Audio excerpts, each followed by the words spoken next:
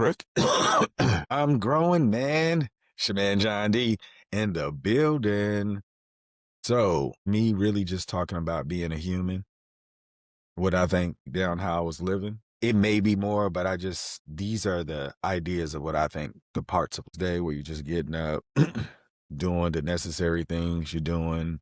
It's just like you're just caught in this loop and nothing's really changing.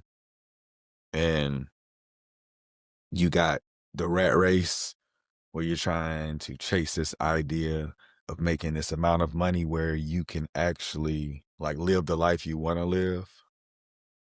And part that I think I'm practicing now is intentional living. Like I have a routine of things I do every single day, whether I'm sick, well, to any capacity, injuries, I have a routine that I have to complete because it's a dedication that I've accepted.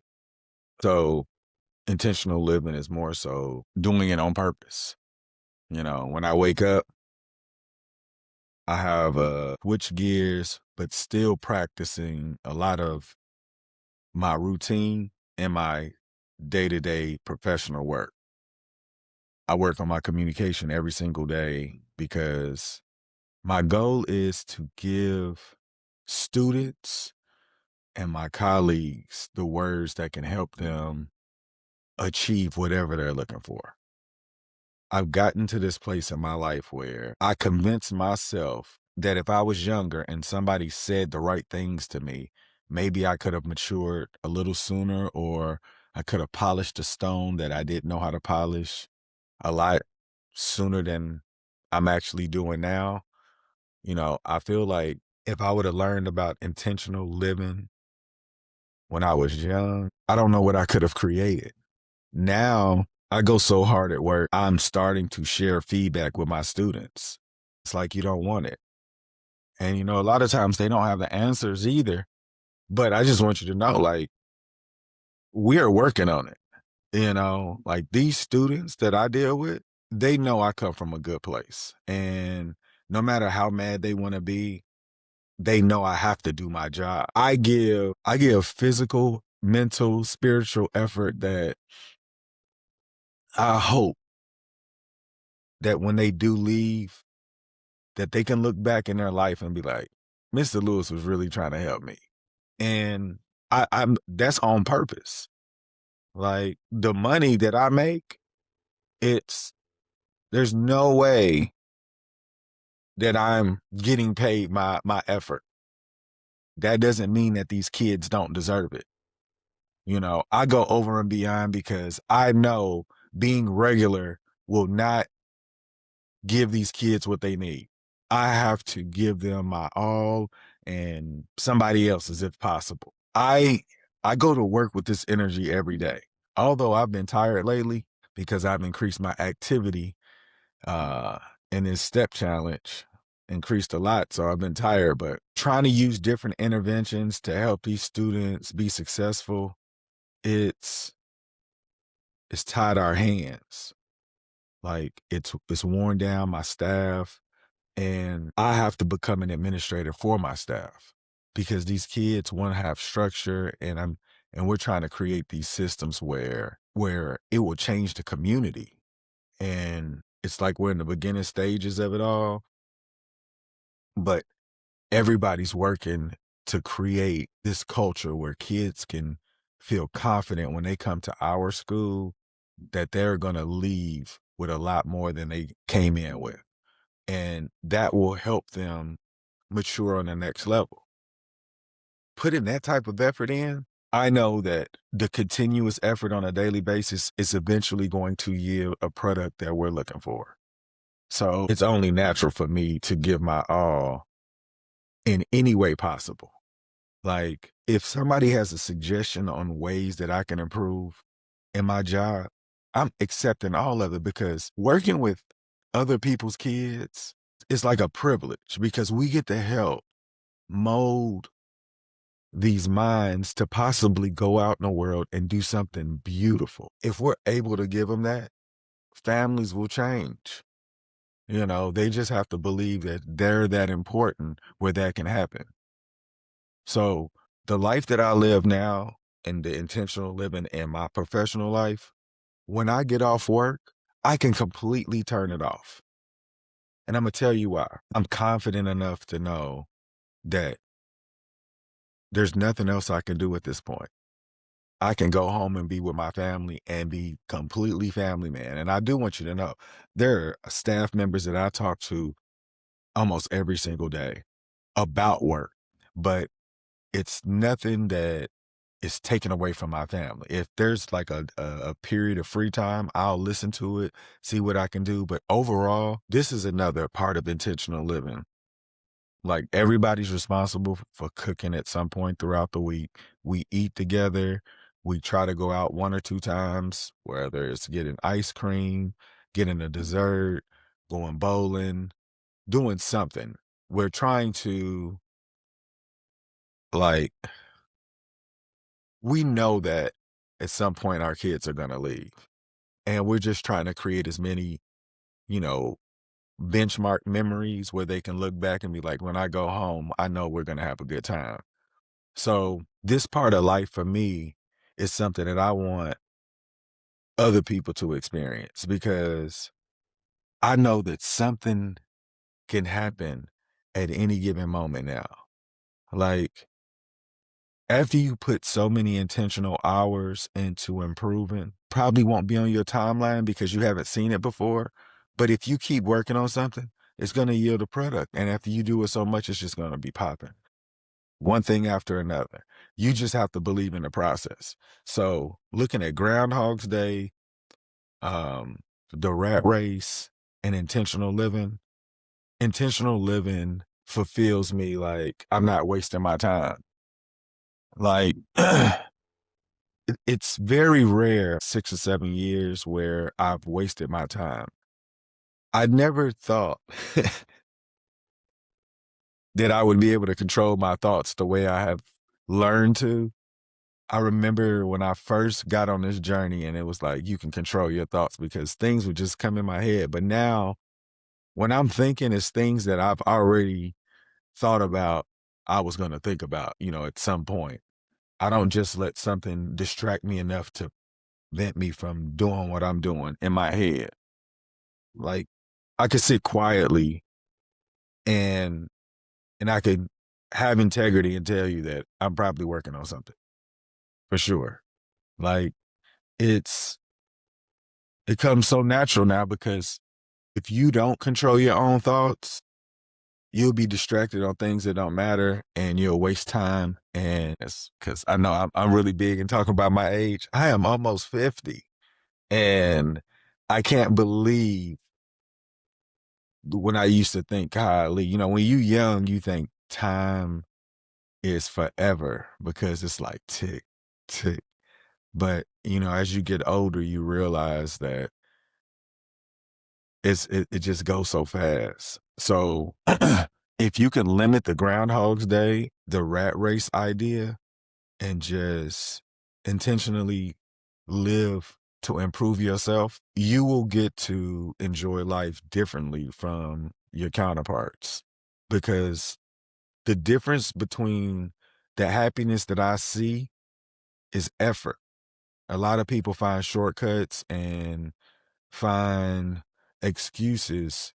It's life has levels. That's it. That's all I can tell you. Like life, and it just depends on what level do you want to get to it. And I don't even know the levels of it, but I know I don't feel the way that I used to. And I remember being in the Groundhog's life and Groundhog's Day life and a rat race life. Rat race, even going over into Abu Dhabi, we didn't chase the dollar anymore, but it was still a rat race because like it's almost how can you sustain this type of lifestyle, for the rest of your life? And it was like in my head, I knew I had enough time positioned financially, but that time went by so fast and I wasn't financially aware to do what I could have done with. We appreciate the moment, but it was still that we didn't have enough information to get out of that lifestyle. Even though we were making way more money, it's that our mindset wasn't there yet. We had to come back here to say, what happened there? And then that's how you evaluate. Once you start finding ways to reduce the mistakes you've made in your past, you don't make them anymore. And then you learn to be a better example going forward for your family or whoever's watching. So learning that now at this age is exciting. It is, you know, idea what I thought a best friend was. And me and my wife talked about it last night, our views on what we thought what a best friend was. And I'm bringing this part in because I want you to show about intentional living. The intentional living that I do with my wife used to describe my best friends. She didn't understand it. The people that I consider my best friends were people from my childhood. We don't talk very often. And then I realized I was like, maybe they weren't my best friends. I determined last night I called them that because we had conversations that I just didn't have with. She understood then, but she thought because uh, different reasons why people would be my best friend. Just because I saw them often, she thought that that would be my best friend. I was just like, I there's certain people that I really just enjoyed hanging out with. But as far as my best friend, I can't say that. Can't say that loosely because, I didn't talk to everybody that we have. She knows about anything. You ask her about anything, if she can remember, she'll be able to she'll be able to describe how I was feeling because I got to the point where I had to be so vulnerable with my wife that if she didn't know, how would she understand? And that changed our relationship so many different ways. Like when we have conversations, they just add. It's like this bank of conversations that you know about each other, right? If you don't do this on purpose, like you can't learn your person. Like me and my wife lived in a house and we may have talked like for real once or twice a week, like outside of the fluff. And now it's like every single day, there's no fluff. Like we don't even fluff around. Like for real, for real. Like all our conversations they used to be heavy, but now it's like the difficult conversations have become very easy to talk about because we understand why they were difficult and they're no longer difficult because we've come to these understandings on why they happen and then we can move on. And those are the most powerful conversations are the ones you discover like just because you're talking about something and then you learn a view and then you talk about it. Like if you can't keep the same person, you'll be sharing bits and pieces of your life to everybody. And I think that's what it was for me. Like after me and Kanika got married, she became my best friend and I didn't even know it because she knew as much as I gave her, right? But she still knew more than everybody else. So she became my best friend well before I even knew it. And now that she knows everything about me, the relationship can only improve. So just think about that.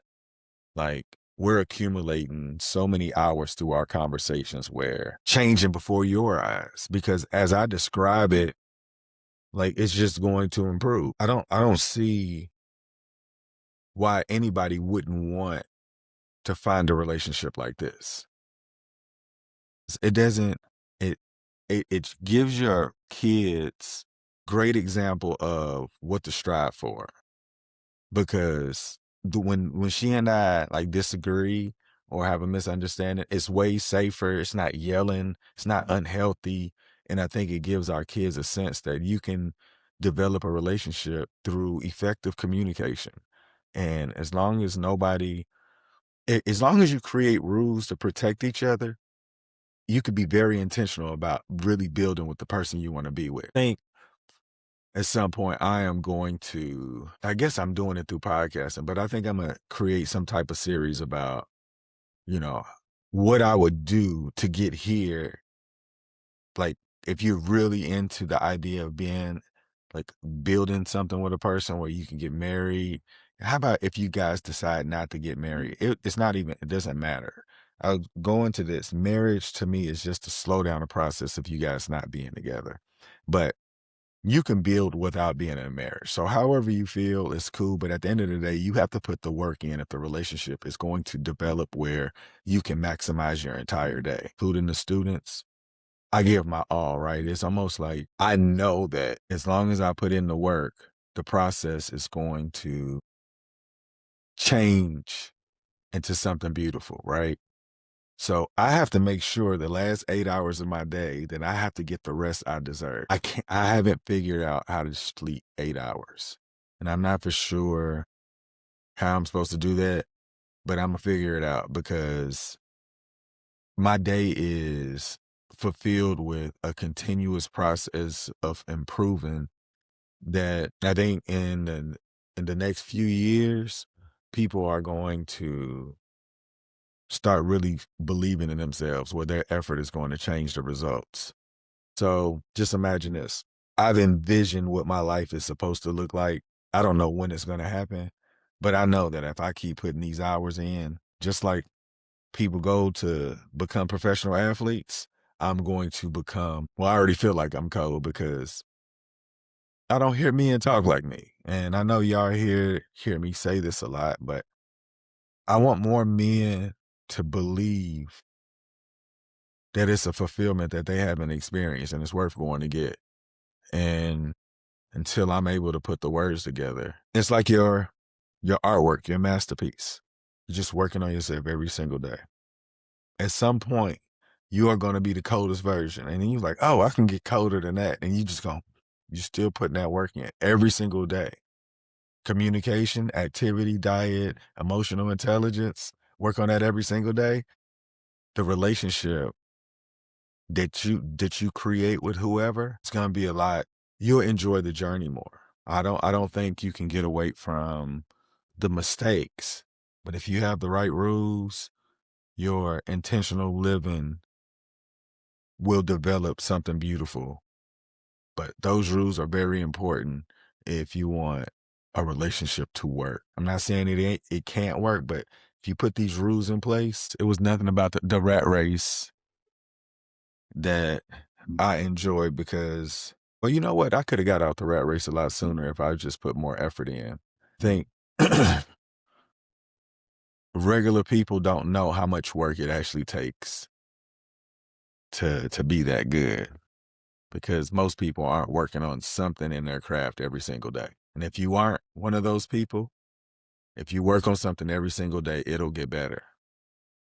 That's why you got to, if you don't write it down, how you memorizing something you haven't even created yet? You come on. We got to be more intentional. We have to create a routine where we can see us improve through intentional work. It was this YouTuber who did 100-day journey. He ended up doing a Iron. Watching him do that, it didn't inspire me, but I was really impressed, completely impressed because that was some of the coldest work that I could have ever imagined. Like I think that when you can do that, now that was extreme. He was young enough to do it. I wouldn't do anything like that. Um, but I was completely impressed because to turn into that in such a short period of time, it just says that you can do any and everything you want. And he was just inspired by I think David Goggins, um, because of what he's done. I look, does not inspire me at all. I'm impressed because we found people that was able to push the body and show that they can get things done. But I just think it's a hard life to live when your body slows down. I just think that the aches and pains is not worth those rewards in a young age. Like I think when you get older, you want to still enjoy life. And I don't think anybody wants a painful last periods of their days, and I just think we need to find better ways to maximize ourselves without playing from aches and pains in your body. So no hate at all. Like I said, I'm impressed by anybody who can find that much will to get things like that done, because that's a whole different person, completely different person to be able to do that. And once you become the different person, you like being the different person, because the different person, you enjoy that life way better than the one before. Y'all make today better than yesterday. Don't worry about anything you can't control. GATA. Get after that action, or that action will get after you. Be great on purpose.